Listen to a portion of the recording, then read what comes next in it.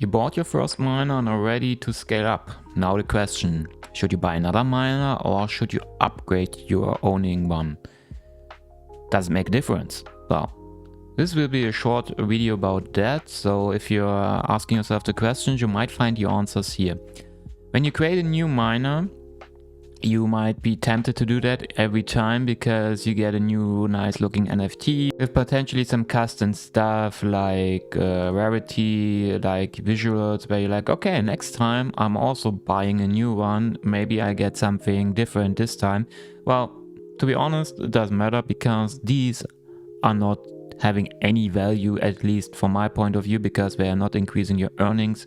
Maybe you can fetch a better price at the secondary market, but I really doubt that anybody's paying additional money for the same terahash just because it looks a bit better. So, but anyway, does it matter? Well, yes, it does. So when you, for example, create a new miner, you already can see it. Down here, you see currently when I create a completely new one, I pay, or the average is $27 per terahash. And when I move up, for example, to level 64, it's already 24.37. So you can see apparently something is different. You pay suddenly less per terahash. So how does it come? Well, if you go, for example, and click upgrade your miner, custom upgrades, you can see here a list of levels, and here you can see directly the price for each level which you're paying per terahash, and you can clearly see this is now for a 15 watt machine, so it's higher than the example before.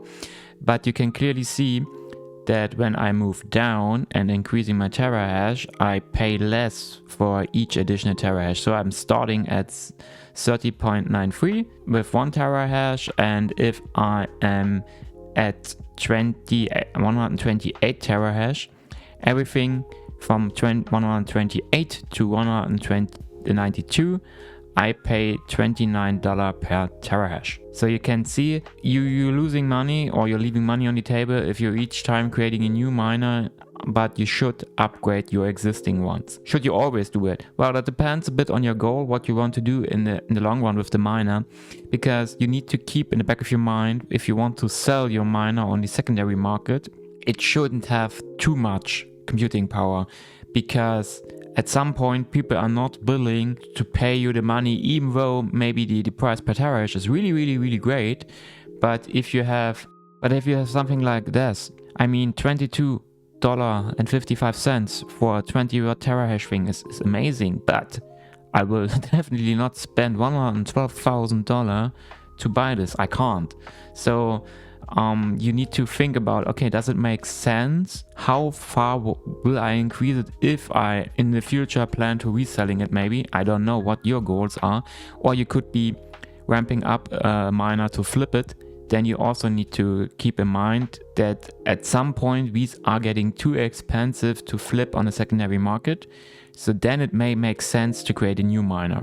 But apart from that, if you're only talking ROI, investment-wise, it always makes sense to first concentrate on a single miner and increase that one. That's all this video will be about. So I hope you learned something. And if you're willing to join Go Mining, especially now that the Go Mining token is listed on Kraken and it's pumping, it made it over 10% in a short amount of time, in I think 3 hours, 4 hours, something like that. You find the discount link in the description, and I'll see you in the next one.